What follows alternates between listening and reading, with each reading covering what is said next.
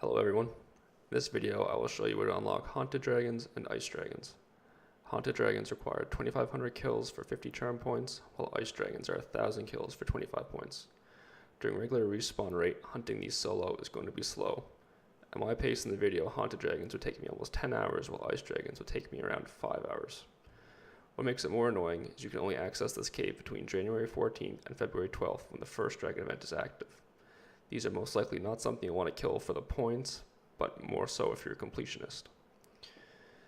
The entrance to the cave can be found just northwest of Ancrenum. You have to levitate up a few levels past the energy elementals and then use the gate to enter. To be able to enter the cave, you must use the Tooth of Tazadur, Horn of Kalisa, Scale of Jelidraza, and the Bone of Zorvarax on the square meter in front of the gate. I'm sure I butchered those pronunciations, but I tried my best. You can find the link to the first dragon event in the description. I'm just going to run past the dragon and the Dragon Lord floor to immediately get to the dragons we are focusing on. Ice dragons are similar to frost dragons in difficulty with a bit more health, but they do take 30% increased damage from fire. Haunted dragons are comparable to undead dragons with fewer hit points and slightly less damage. Depending on the spawn rate on your server and your level, you may kill the Ice Dragon floor too quickly.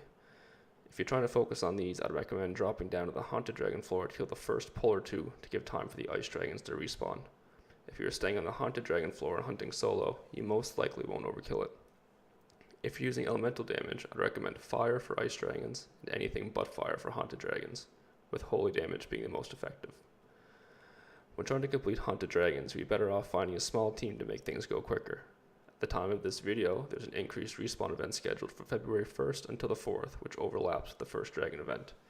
If you do want to complete Haunted Dragons, I'd recommend going with a large team and killing as fast as possible during this respawn event.